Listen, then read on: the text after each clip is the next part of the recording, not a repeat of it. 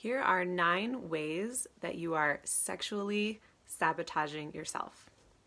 Sounds kind of dark and heavy, right? But you'd be surprised at how many of these examples are things that you might do and take them for granted and consider them normal. And they may be part of your everyday life or your dating experience when you're single. So learning what these are and learning the fact that they're self-sabotaging is the first step. Awareness is always the first step towards changing it and no longer doing this to yourself.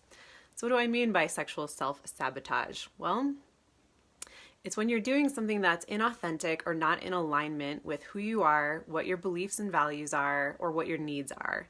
Where you're making yourself small, where you're making compromises, where you're, denying yourself in some way. And it's detrimental to your overall vision, your future hopes and dreams for a relationship or your sex life. And therefore, it's something that if you continue to do on this route, you may grow resentful. You might hold yourself back in different ways in your life. You might feel dissatisfied or just have a lower and lower self-esteem that just spirals and spirals. So these 9 behaviors, these 9 ways that you may be sexually self-sabotaging come about at times in your life, typically when you have lower self-esteem or lower self-worth or a worthiness wound, as I like to call it. And these things can be healed. You are not doomed to being this way forever. These are things that you can unlearn once you acknowledge them. So, for example, number 1, not speaking your needs. Whether if you have a partner and you're in a relationship or you're just dating, it's important to be able to speak what you want in bed or anywhere else you're fucking. It may not be in bed. So things you want to do more of or receive more of, or things you want to do less of, or things that you want to do completely differently. Something that isn't present at all in your sex life and you want to introduce it with your partner. And so by not speaking up for any of those things, you're sort of being passive and letting things happen the way they happen, but not taking a very active role in controlling who's doing what and when and why and in what ways. And so adding more of the things you want and decreasing the things you don't want in bed are super important to speaking your authentic truth. Number 2, continuing to date someone who doesn't want the same things as you. So for example, if you're dating somebody and it's really hot and heavy and it's early on in the process and deep down you want a relationship, that's kind of what you're looking for overall. And if you talk to them about what they're looking for and they say well, I'm not really looking for a relationship right now, but this is really great. This is fun. I love hanging out with you. And you're like, ooh, I love the attention. I love the sex. I love the admiration. I love the fun dates and adventure. But deep down, I really want a relationship. And if you silence that and you don't speak your truth to that person and you kind of continue dating them, even though you know what they want is not what you want, that's where you abandon yourself. That's where you didn't speak up for your needs and your desires and you just are going along with someone else's script. Somebody else is writing the story and you're just a character in it. You're not your own main character. Number 3, you internalize messages about sexual shame. So whether this is shame around your sexual orientation, your interests, the types of sexual activities you partake in, or your desires, whether or not you act on them, we have a lot of messages in our society around, sexuality that are very shaming and judgmental. If you are judging yourself or you're judging others, it's a sign that you have some sexual shame present. And I'll go into that in another video on how to undo that sexual shame and work through it and eliminate it. But be aware of the ways that you look at other people or yourself, or let's say you have an interest in some weird kinky thing and you're like, oh, I don't want to bring it up to my partner because, man, it's weird. They're totally going to laugh at me. I really shouldn't say anything. Or if you see somebody else dressed very scantily clad and you're like, oh, what a slut. That's so dirty of them and they just should have more self-respect. Well, those are judgmental thoughts. You can't just live and let live, right? So those are signs that you have some sexual shame present. 4th, faking orgasm. This is something I go into in a recent podcast episode of mine extensively on why people do this and why they should not do this. In general, there are always exceptions, but the dominant narrative is not something people should be going along with. So when you fake orgasm, you are essentially denying yourself pleasure. You are signing off and deciding that somebody else's experience, whether it's their feelings or their physical pleasure, is more important than your own. And so if pleasure and importance and prioritization is important to you, why are you denying that for yourself? Why are you taking it off the table and eliminating it without even discussing it or advocating for yourself? So when you don't stand up for yourself and your own pleasure, which you have a right to if you want it and it's consensual with your partner, then you are self-sabotaging sexually. Number 5, self-criticism.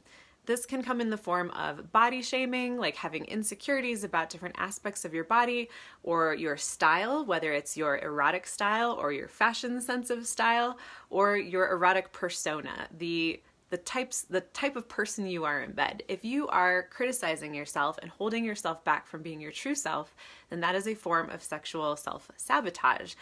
When you're playing a role that isn't really authentic to you in bed or in your love life, that is when you are criticizing yourself by proxy. You may not be saying the negative things in your head to yourself, but through your actions, you are assuming like a critical perspective about yourself. And so that may end up in self-censorship as well. You're like, oh, I can't like do the thing I really want to do. I can't really express myself the way I want to express. I can't be the type of person or express the side of my personality that I really want to. Number 6, settling for someone who is selfish in bed, someone who is inflexible, who won't negotiate with you, who is uninterested in meeting your needs. So even if you decide to speak your needs in bed and you're saying to your partner like, hey, I want to do more of this, or, you know, this is really more of what gets me off. Can we try some of that? Or, oh, I've always wanted to try this thing. So if you speak those needs and you aren't holding yourself back or censoring yourself and your partner's like, nah, I'm not really into that. I want to keep doing what we do. And like, I don't really care if it doesn't get you off, but it's what I want to do. And they're being inflexible. They don't want to hear about your desires. They're not willing to kind of like compromise and negotiate and try new things. And they're just like totally shut down and you continue to stay with them. Then that's another form of sexual self-sabotage. Number 7, having sex or doing sexual activities without full enthusiastic consent. Aside from just basic consent, but you know, sometimes people consent to things that they're like meh about. It doesn't mean they don't and necessarily don't want to do it, but it means that they're doing it kind of begrudgingly, kind of like, oh, well, like I'll just do this thing even though I'm not that into it. I don't really prefer it, but I'm like, okay, and I'll do it for my partner or to kind of like wrap up a situation or ingratiate myself to someone that I'm dating, you know, to earn like their attention, affection, or commitment. So when you do these things, it's not full enthusiastic consent. You know, you're consenting, but you're kind of like not super enthused and you're just putting up with it. Then that's a way that you sexually self-sabotage. Something to cut out and start speaking up about like, hey, I don't want to do this thing anymore. I'm really just not that into it. And it's not like a hard line. This thing is damaging me. I'm talking about like just not feeling it. It's not working for me. In fact, maybe it's turning me off a little bit. Number 8 would be deprioritizing your own sexual health or your sexual needs. So if you're putting somebody else's pleasure above yours almost all the time, and you're settling for sexual encounters where you wanted to get off, but you didn't, and you continue to have sex with that person who's not making an effort towards your pleasure.